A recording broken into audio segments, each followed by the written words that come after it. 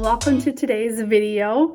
If you're new here, this is a channel where we are following my journey to health, whether it's mental, physical, but I am short 3 months into this journey and keep thriving. However, you may see some doubts with the title that I have here. But really just wanted to share my vulnerability and what I am going through, because you might be going through the same thing. So again, if you're new, welcome. If you're returning, love to see you. Please subscribe to the channel if this is something you're interested in following. I do upload videos weekly on all sorts of different topics, whether it be diet, workout, recipes, but just really trying to throw some variety in there of everything going on.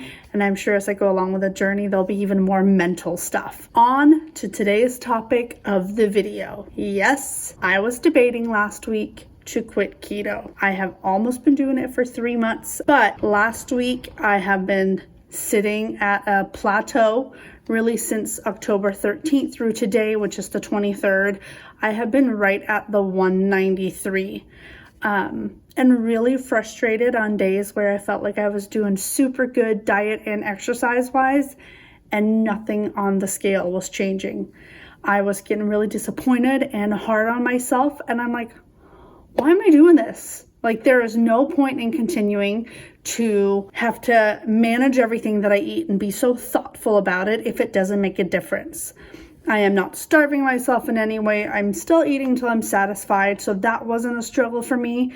But I am just frustrated that nothing was changing when it's been going so well. So friends, I was truly thinking of quitting keto.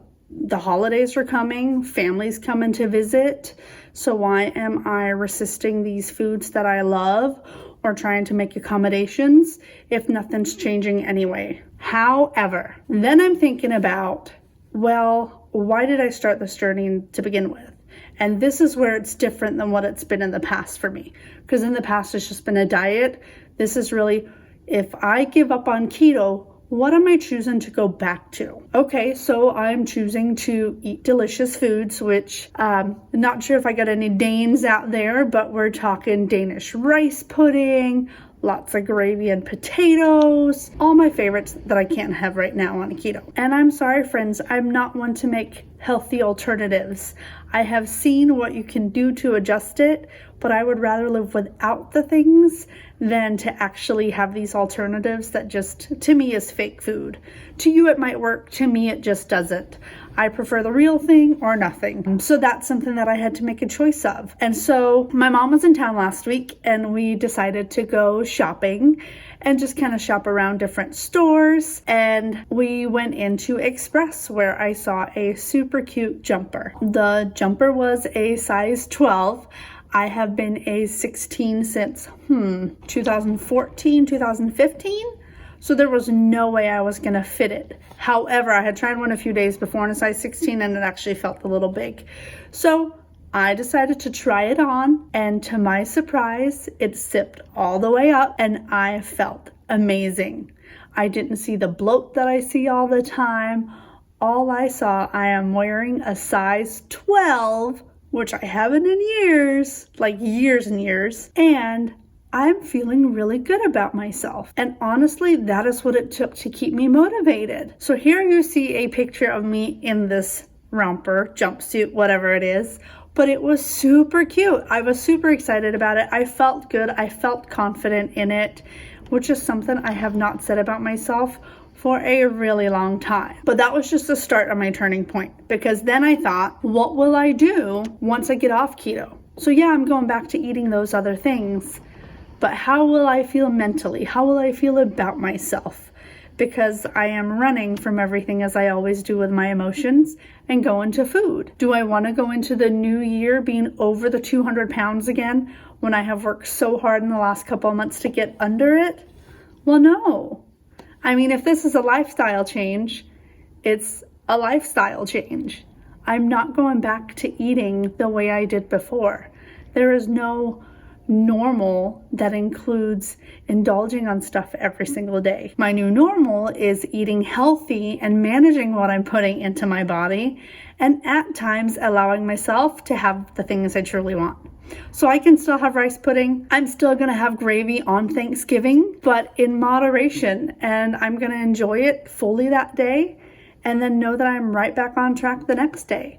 And so I have to mentally have these conversations with myself of what is my limit, setting my guidelines beforehand, and making sure that I maintain and stick with them. Then I also started looking back at my Instagram feed, and I'll actually show this here to you. I was shocked when I looked back at some of the photos that I actually was super proud of in the beginning, of where I'm getting out there, being active, running, exercising, but my face looked a lot more bloated. And I felt good at that point, but now I see the big difference in just the last couple of months. So just because the scale is not moving does not mean you shouldn't continue the journey. Your weight may be shifting. It may just be sitting here comfortably for right now, and then all of a sudden there'll be a jump. Just because it's not moving at the pace you want it to or what you expect does not mean you need to give up. Because if you give up, you're giving up on yourself and your dreams, and that's not what you want. Then you're back at the starting point where you started it. So what was the whole point of this to begin with? So I think for me, it was really important when I started keto, what are my reasons behind doing this? My motivations are learning to love myself and care for myself, and also being able to run around and be there for my kids. I don't want to make the excuse of sitting on the couch and not getting up because I'm tired. That's not a valid reason. I want to be there to be active with them and run around, and I don't want to lose faith of that motivation. As I reviewed the pictures from 2 months ago and the picture of me in the romper, I started feeling so good about my progress and where I'm at. And I want to keep going, and I want to show that when I get to the new year, I am still under that 200. I am here to tell you I am not giving up. I actually just a couple of days ago started PIO.